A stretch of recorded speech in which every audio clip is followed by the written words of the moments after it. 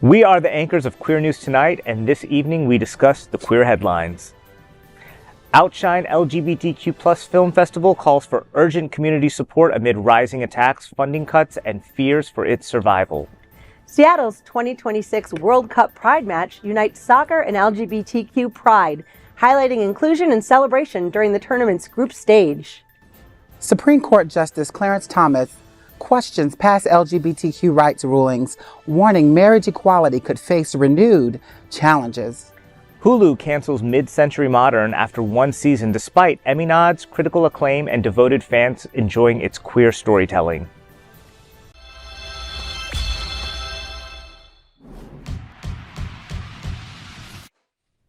Welcome to Queer News Tonight. This is the world's first and only LGBTQ daily news television show broadcasting live and available on demand on your favorite streaming channels.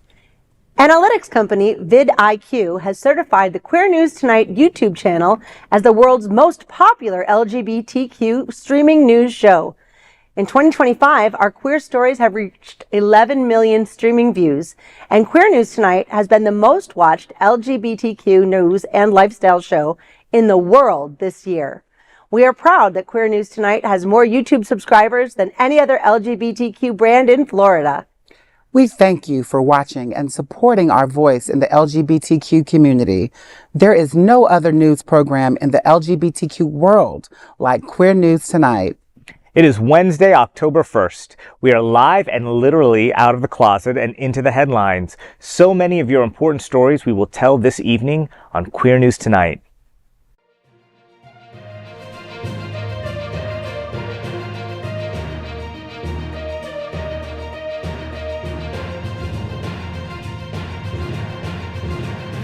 You're watching Queer News Tonight, the world's first daily LGBTQ evening news show.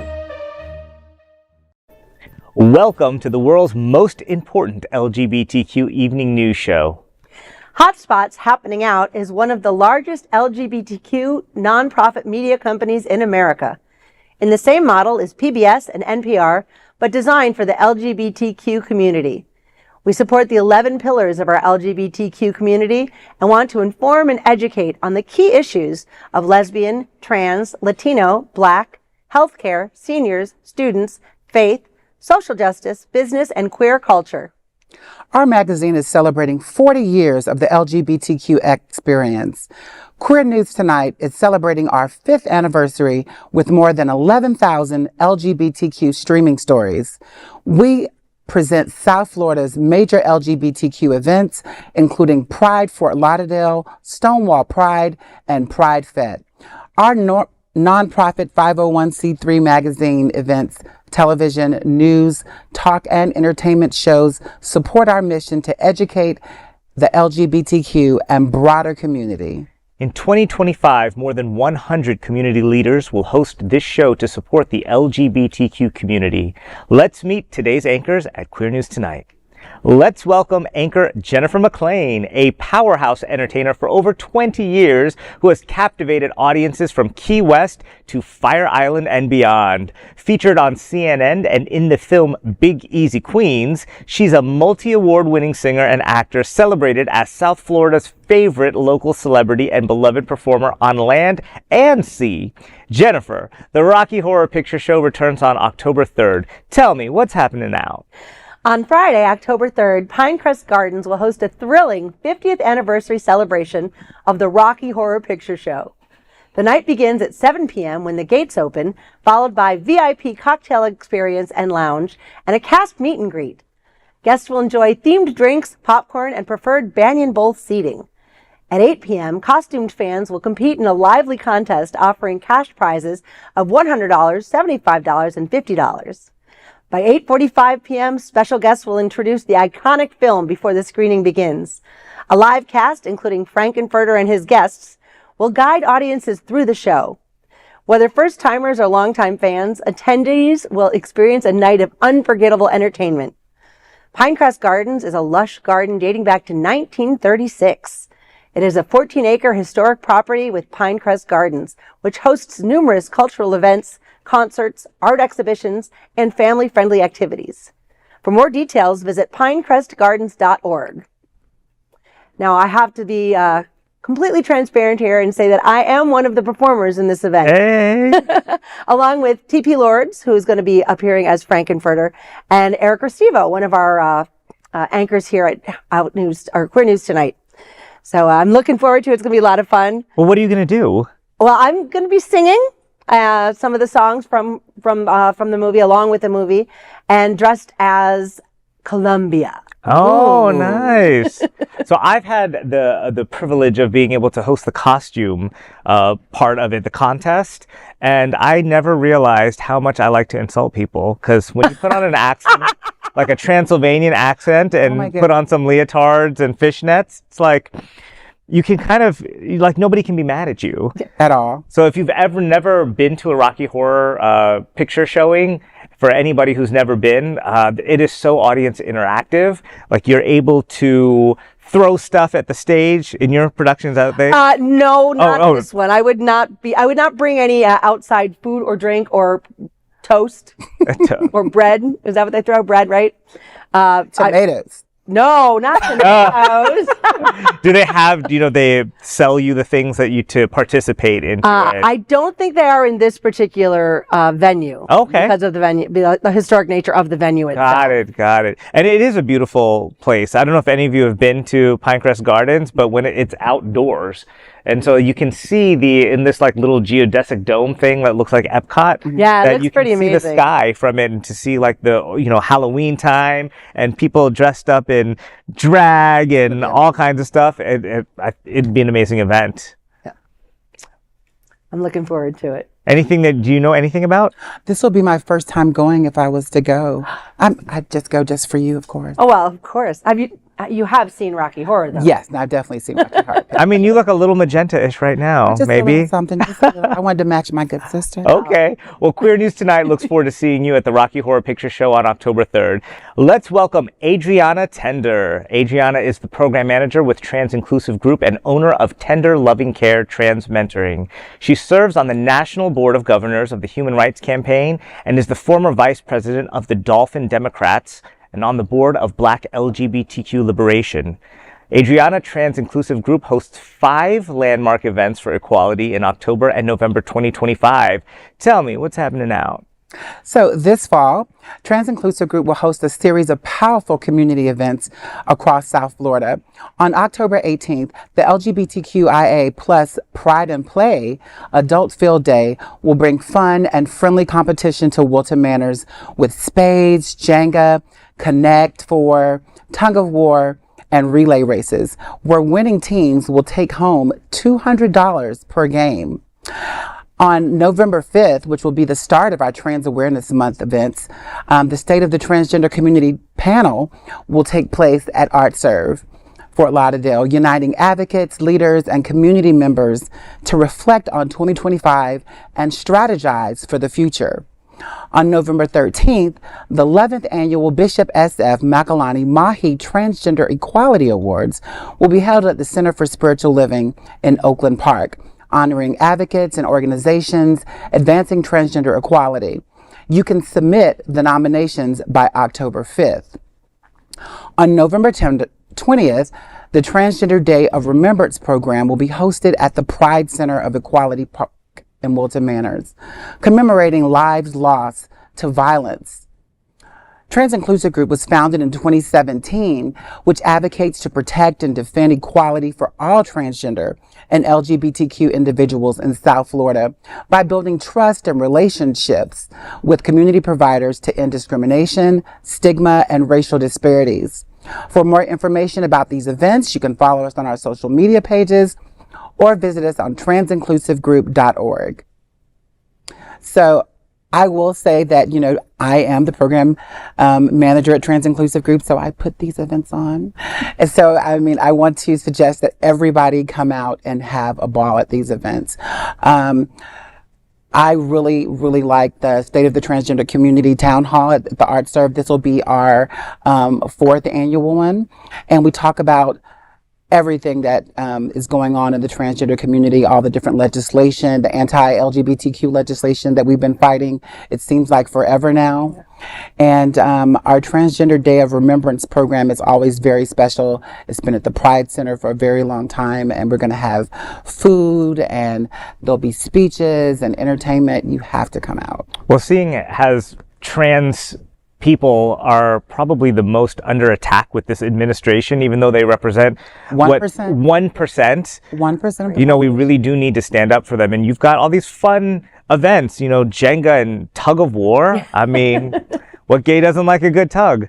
So, That was a good one. yeah. So, how can somebody who is in the community get to be involved? Maybe if they want to come to these events, that's awesome. Is there a way that we can, you know, a meeting or something that we can be a part of? Or Yeah, so we have support group meetings. We have 3 different support group meetings. We have one that's specific to transgender individuals and non-binary individuals, which is on the 2nd Thursday of each month.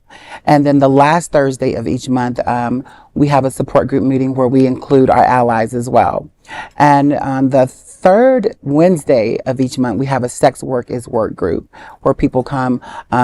It's interval meetings. Sometimes they're closed on one month, and then the next meeting they'll be open for allies to come visit. Are these all held in the same location? Yes, they're held at our Transinclusive group office, which is on the campus of the Pride Center. And that's in Wilton Manors on Dixie Highway, right? Yes, it is. that's See? amazing, Adrianna. Now, if I wanted to come to the field days, do I have to bring my own team, or can I just join a team there? So it would be good for you to have their teams of 2. So bring Okay. your partner, sign up, and see if you can win those $200 for each game. I volunteer to anchor anybody's tug of war. A tugger. We got a tugger. I'm not doing the tug of war, but I will sit there and play some spades or some Jenga. Unless I've had my nails done, in which case, no tugging. Well, Queer News Tonight looks forward to seeing you at Transinclusive Group's landmark events for equality in October and November. And of course, let's welcome tonight's lead anchor, TriniDaddy. He is a violinist and pianist with the Miami City Ballet and is the program director for the Seminole Theater Players in Homestead.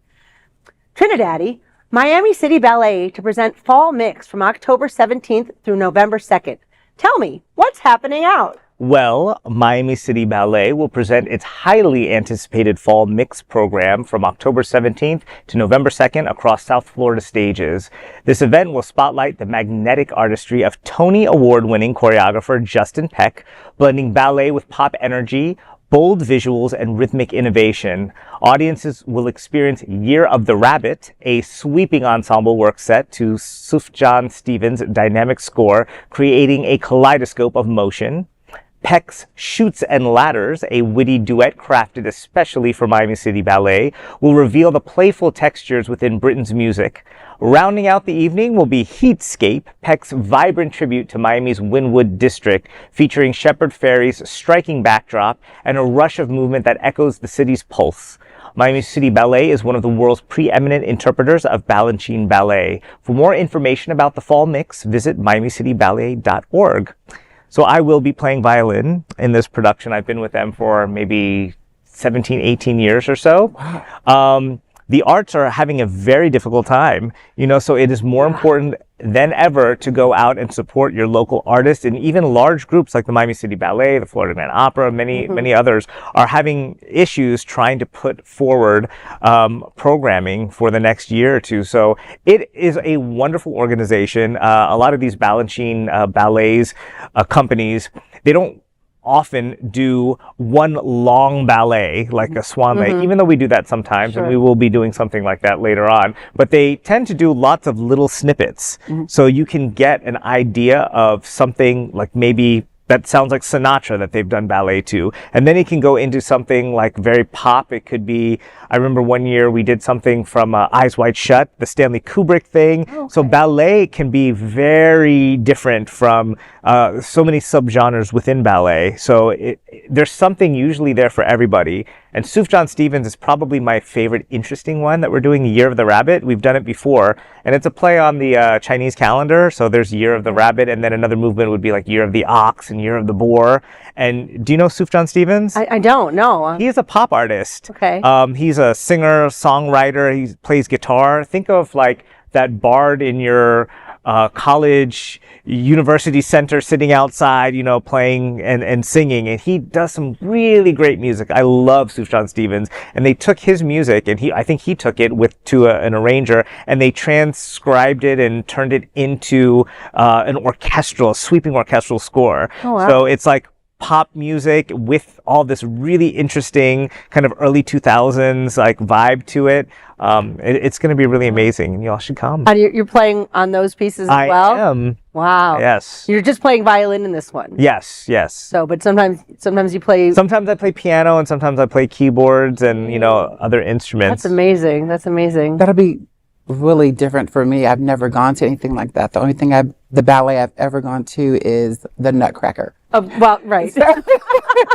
So this genre will be very different. Yeah, I would highly encourage you. Like, you know, ballet can be tutus and, you know, sugar plum fairies, but it can get dark, it can get deep, it can get profound and transformative when you watch it. So I highly encourage everybody. We're looking forward to seeing you at Miami City Ballet Fall Mix from October 17th to November 2nd. Now let's dive deep into this big LGBTQ story for today. I'm TriniDaddy, and let's queer up South Florida and Florida. Outshine Film Festival launches unique protest over rainbow crosswalks. Outshine LGBTQ Plus Film Festival is inviting South Florida's LGBTQ Plus community to join it in a war for queer visibility. The film festival has been a beacon of queer visibility for over 2 decades, and this call for support comes amid a disturbing rise in attacks on rainbow crosswalks that are symbols of pride and solidarity that have recently been vandalized in the region. In the email, organizers stated, quote, "Outshine was born in a moment like this, a time when queer people were under attack, when visibility felt dangerous, when creating space for LGBTQ plus stories wasn't just bold, it was necessary, and that moment is back," end quote. Festival leaders warn of mounting political pressure, shrinking arts funding, and deliberate efforts to silence cultural spaces, including Outshine Film Festival. Outshine's mission remains clear, telling queer stories, creating safe spaces, and lighting up dark theaters with truth, laughter, tears, and pride. But sustaining that mission now requires renewed community investment. A new matching grant from the Wharton Foundation offers a chance to raise $100,000 to secure Outshine's future. The campaign recalls a pivotal moment 21 years ago when Patrick Ward's generosity helped raise $150,000 to save the festival, ensuring it would thrive for decades. Organizers stress that becoming a member or upgrading an existing membership directly strengthens LGBTQ plus visibility at a time of such uncertainty. The statement read, "They may try to erase our rainbow crosswalks, but they will never erase our shine. The future is full of uncertainty. Your support will help protect our outshine, so no matter what happens, we never have to cancel or go dark when our community needs us most." Outshine is facing severe attack, and as a nonprofit, it is in great need. The festival lost its executive director this summer. Sources close to the festival express that there is growing concern that this could be the last festival and not return in 2026 if there is not significant community support. A source close to the festival, who asked not to be named, told Queer News Tonight executive producer Al Ferguson, "There is great concern about the future of Outshine with the political nature we are seeing in Florida. Sponsorships are much more difficult because of the fear of association with LGBTQ organizations. The same is happening in arts funding grants to LGBTQ cultural arts organizations. The fall will be a make or break for this LGBTQ film festival in South Florida in 2026. The Fall Outshine Film Festival has never needed more support. It returns to Fort Lauderdale October 16th to 23rd and Miami October 24th to 26th.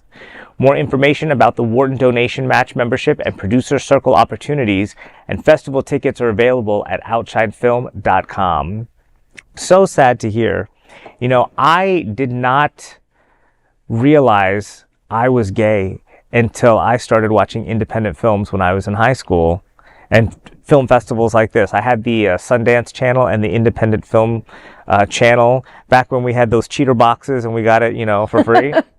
And I remember turning it on. I grew up very conservative Christian, evangelical, and I was watching some of these independent films with queer themes, and I started seeing myself I lived in an area that I didn't see anything like that. Sure. And I started seeing like things that I was interested in, that was appealing to me on a more visceral level, that I couldn't really understand what was happening.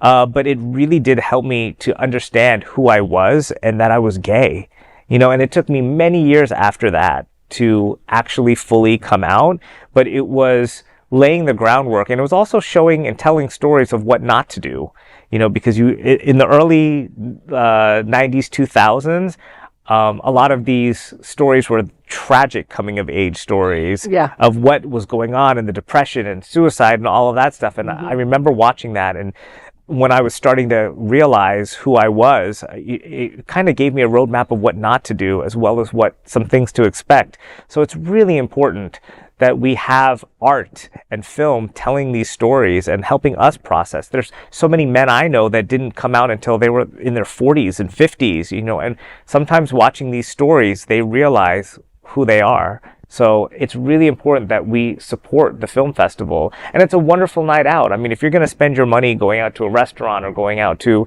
some other form of entertainment, support these events. Like, I think you won't be disappointed. Yeah. We forget because everything's so accessible, like with all the streaming and everything that you see online. But there is a very important place for independent film and these independent stories, and to have Outshine be under threat, like so many programs are and so many organizations are, because of a lack of funding.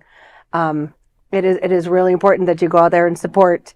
They showed our movie, with the movie that I was in, Big Easy Queens. We had our premiere, one of our premieres at the Outshine Film Festival right here in South Florida. And it's really an incredible organization, and they show a lot of important work. Ours is a little lighter than some of the other ones, but still, the fact that you can have the queer representation in a film festival, and it's right here in our own backyard in South Florida.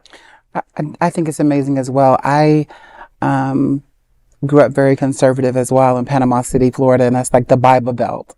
My mom's a Methodist minister, so I didn't see anything pertaining to gay till I probably was practically almost grown. Yeah. And so when I think about the Outshine Film Festival, the first time I ever came in contact with it was with my niece, who was 16 years old, and we went to one of the festivals and saw some of the shows, and it was really, really nice. And I just keep thinking like, wow, if I would have had this at 16 like she did, I would have known that it was okay to be me. Yep. So representation counts, and Outshine is vital to our community. And with the legislation, especially in Florida, they're trying to silence our voices. So we need to stand up and show that, no, there is support for this, and that we're not going to back down. Yeah. Now let's dive deep into this big LGBTQ story for today. I'm Jennifer McClain, and let's queer up sports. Woo! Seattle plans first ever World Cup Pride match during 2026 tournament. The 2026 FIFA World Cup is already shaping up to be unlike any tournament we've seen before, and not just on the field. With group stage games being played in some of the most LGBTQ-friendly cities in the United States, the world's biggest sports events will overlap with some of the nation's biggest pride celebrations. Seattle is seizing the moment and has announced that one of its group stage games will be designated the Seattle Pride Match. Seattle's Pride Weekend traditionally falls on the last weekend of June. That coincides with a group stage match at Lumen Field on Friday, June 26, 2026, the likely date for the Pride Match. The teams for that game are still to be determined. The city will also host another match on June 19th featuring the U.S. men's national team. Meanwhile, The U.S. men's national team's other two group stage matches will take place in Los Angeles, where Pride House LA and West Hollywood plan to host Pride houses throughout the tournament. To build excitement, Seattle organizers launched a Pride Match design contest, inviting LGBTQ artists to submit logos and insignias for the event. No updates on the winner have been posted yet. However, advocates hope the plan is still moving forward. This stands in stark contrast to the 2022 World Cup in Qatar, where rainbow flags were confiscated and FIFA threatened yellow cards for players wearing One Love armbands. Seattle's Pride Match offers the chance to replace those memories with a message of inclusion, showing the world how much more beautiful the game becomes when it embraces the LGBTQ community. This story first appeared in Outsports, the world's best media source about LGBTQ sports news. Now, I just got to say, I think it's amazing that Seattle is doing this. And I think Seattle is a great LGBTQ positive city. But we've all heard about other countries posting warnings about their citizens coming to the United States. And as many great cities as we have that are wonderful for LGBTQ plus people, this country as a whole has put all of them under threat.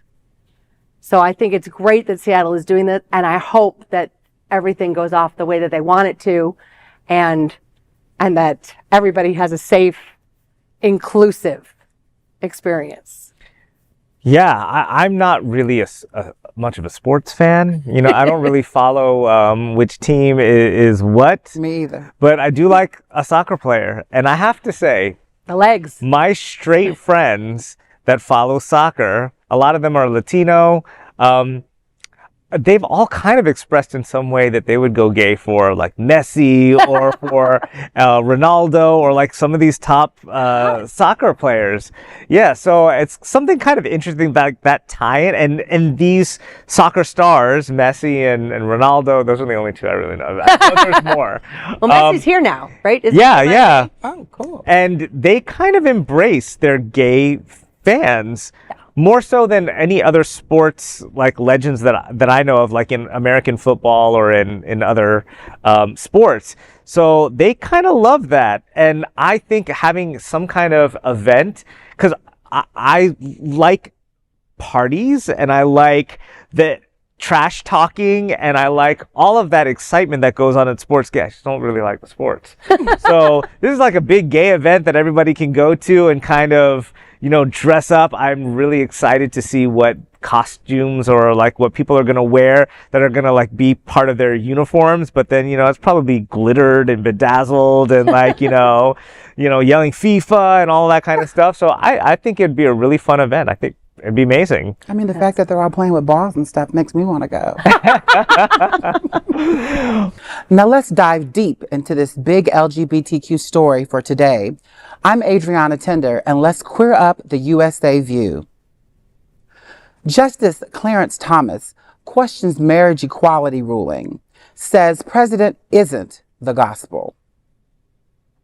Supreme Court Justice Clarence Thomas is once again signaling that landmark LGBTQ rights rulings could be in jeopardy. Speaking at the Catholic University of America's Columbus School of Law in Washington, D.C., Thomas dismissed the idea that past Supreme Court precedents is the gospel. He argued that just because a decision was made doesn't mean it should stand. Thomas said, quote, "If it's totally stupid and that's what they've decided, you don't go along with it just because it's decided. You could go up to the engine room and find that it's an orangutan driving. And you're going to follow that? I think we owe our fellow citizens more than that." End quote. Thomas has a long history of opposing LGBTQ rights. In his concurring opinion, when Roe versus Wade was overturned in 2022, he called for reconsidering rulings on contraception, sodomy laws, and marriage equality, describing them as, quote, demonstrably erroneous, quote.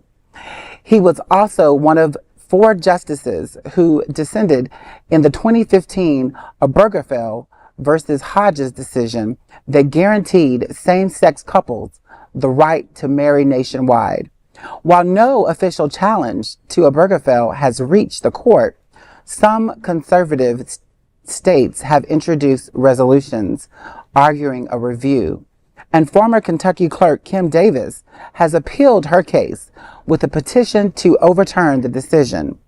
If marriage equality were reversed, same-sex marriages would become illegal in 31 states.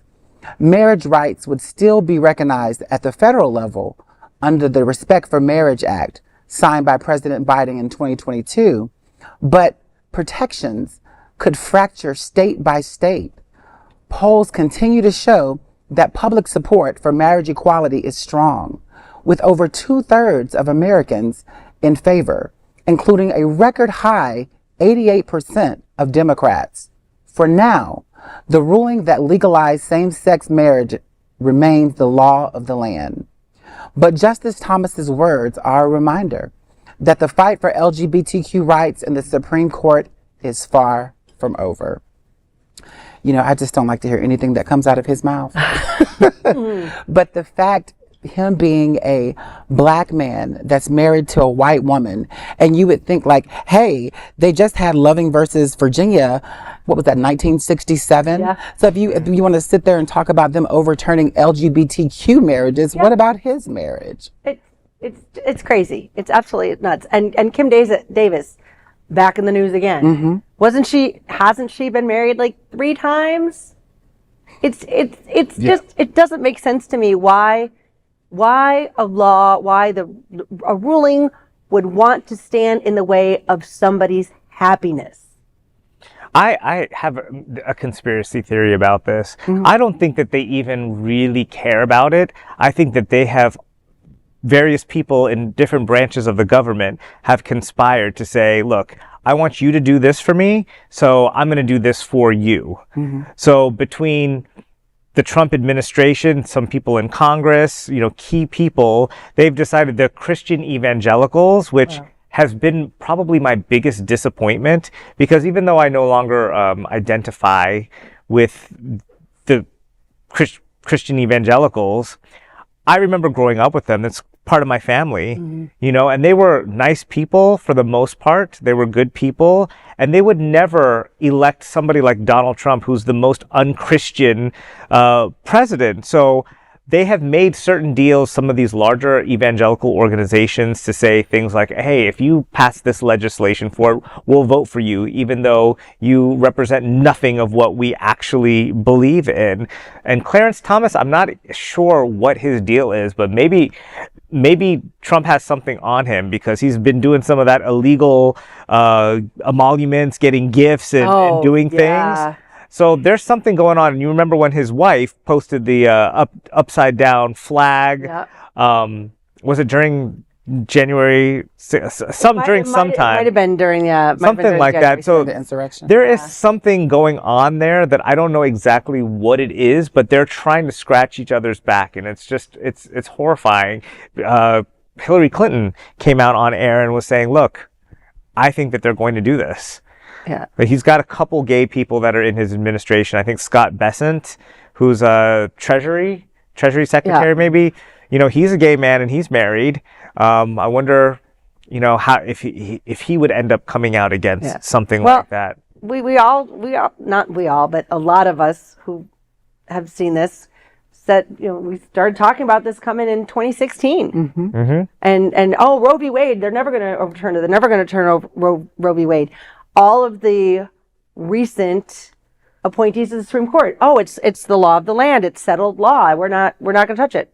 Well, they sure did, and completely overturned it. And that was, possibly even less, I don't want to say controversial, because I personally don't think there's any controversy in gay marriage or marriage, but they did it anyways. And if you look back at Project 2025, we're 10 months into the year and they are plowing through that handbook. They're like 40%. Yeah, Someone said. it's incredible. Well, what we need to do is make sure that we enshrine gay rights in state laws because it's recognized nationally, but and the Supreme Court can't overturn that because that's law already when it comes to the states recognizing it.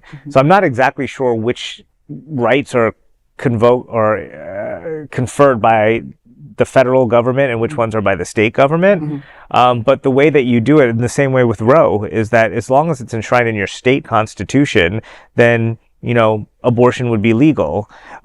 Gay rights would be legal. Gay marriage would be legal. So, everybody needs to start. If it's not going to happen this way, we got to try to make it happen in this other direction. So write your state representatives and try to enshrine that into law in case they do overturn it. I think it's going to be imperative that we get all of our allies to be a part of this, because when you think of like the civil rights movement, it wasn't just, Black people. It was everybody. And what people don't realize is like, I think we're just the trial.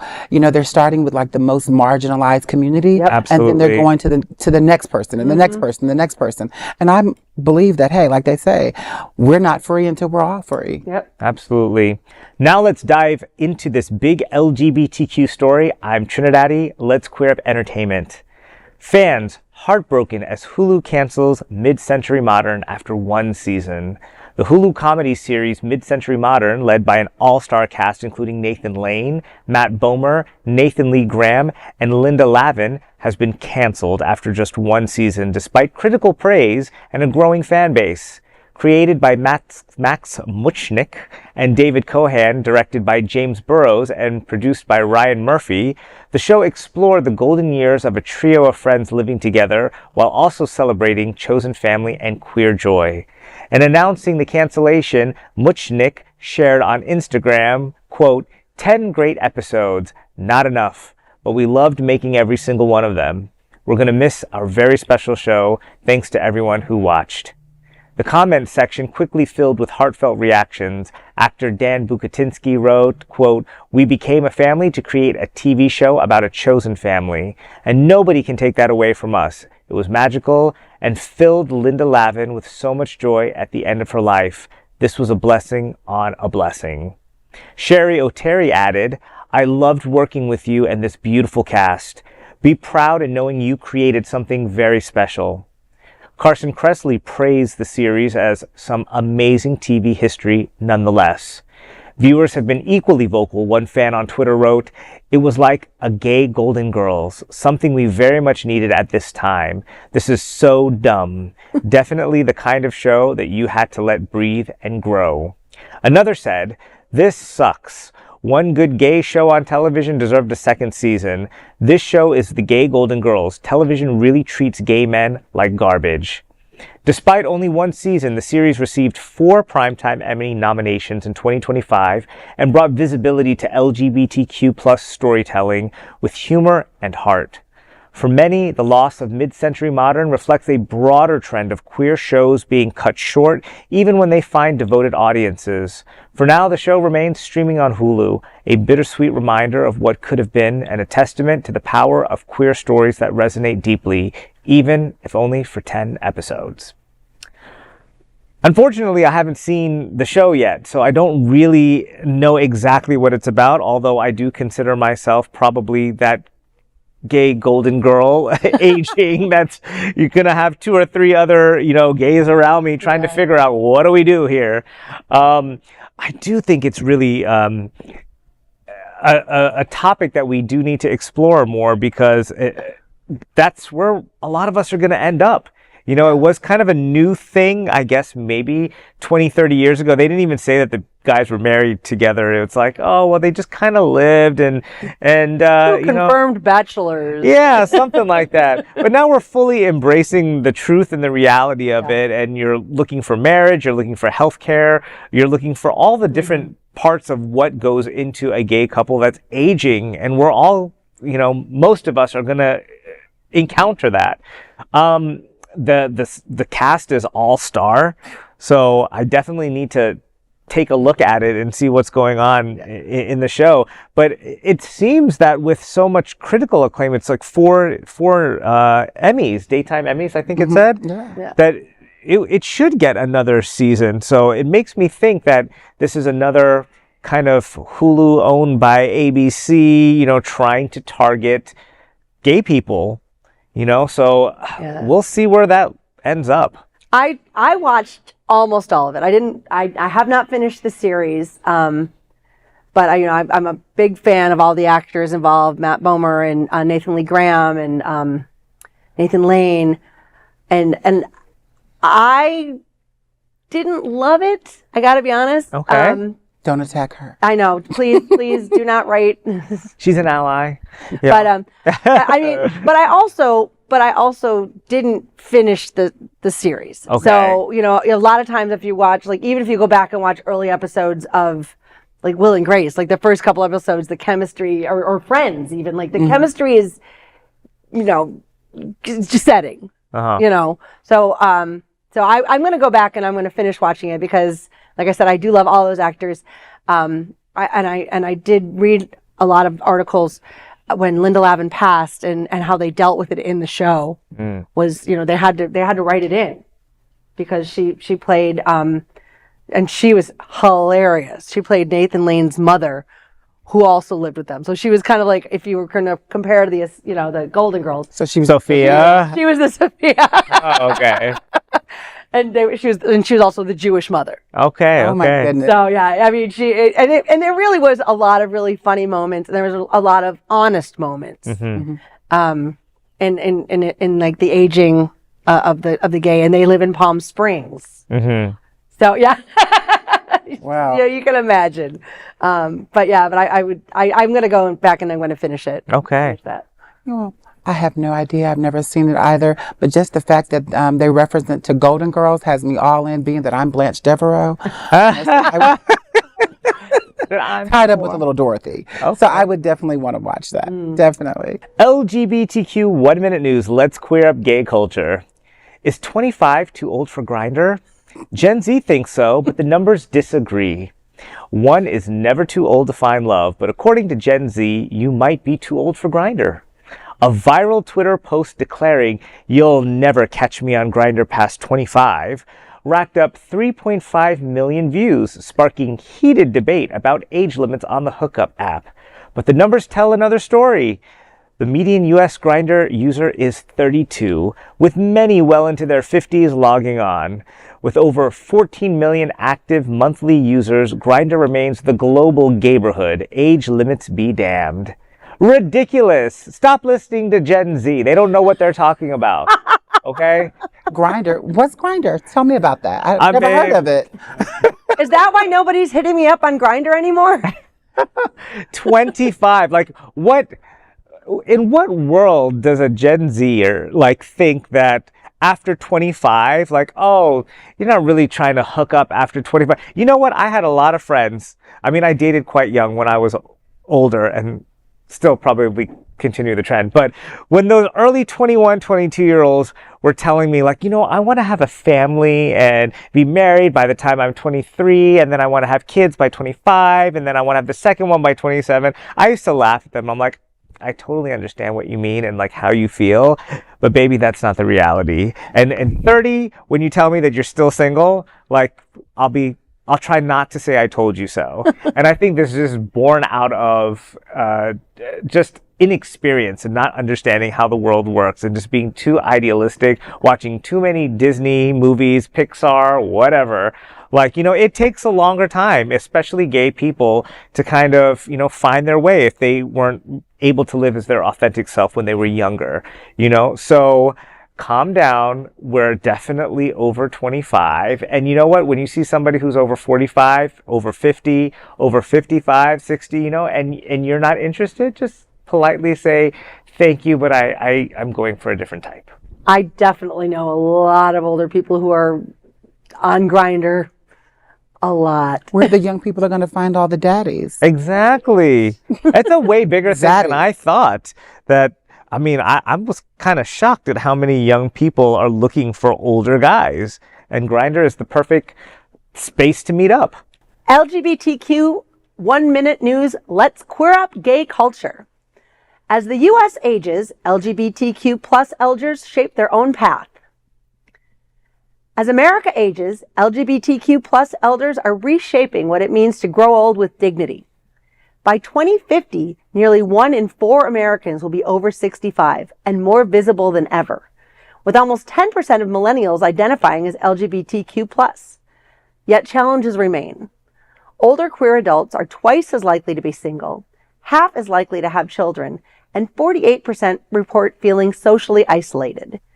Many fear discrimination in senior housing, with 41% worrying about being forced back into the closet. Advocates say building chosen families and supportive communities will be vital in ensuring queer elders thrive. What do you think? Well, I think that's exactly why the Pride Center created that housing, that senior housing that is specifically LGBTQ plus focused. And I think creating your own Melrose Places, not to date myself, but finding a group of people and getting a home together, finding friends and finding like-minded individuals. And like I said, things like the Pride housing for seniors is very important. I think it's very important, which why I'm praising Queer News Tonight for having an anchor house for all of us as we age that we'll be able to live together in there. I'm just kidding, but think about it. I'm 25. What are you talking about? LGBTQ 1 Minute News. Let's queer up trans rights. J.K. Rowling dismisses Emma Watson's olive branch in ongoing trans rights rift. The rift between J.K. Rowling and Emmy Watson is deepening. On the recent Jay Shetty podcast, Watson said she still has love for Rowling and hoped for dialogue. Despite years of clashes over trans rights, Watson said, quote, "I just don't think these things are either or," end quote. Rowling quickly fired back on Twitter, reposting a parody mocking Watson and later writing that the actress is, quote, ignorant of how ignorant she is. The feud dates back to 2020 when Watson responded to Rowling's anti-trans tweets. Trans people are who they say they are and deserve to live their lives without being constantly questioned or told they aren't who they say they are, end quote. This rift remains a flashpoint for LGBTQ fans who once united around the Harry Potter franchise. This has been going on too long. I'm tired of it. I don't even want to talk about her or give her anything to say. Mm-hmm. I mean, it's ridiculous. It is ridiculous. And love. You said something there. There was a quote about love. Love is and love. It just needs to be love.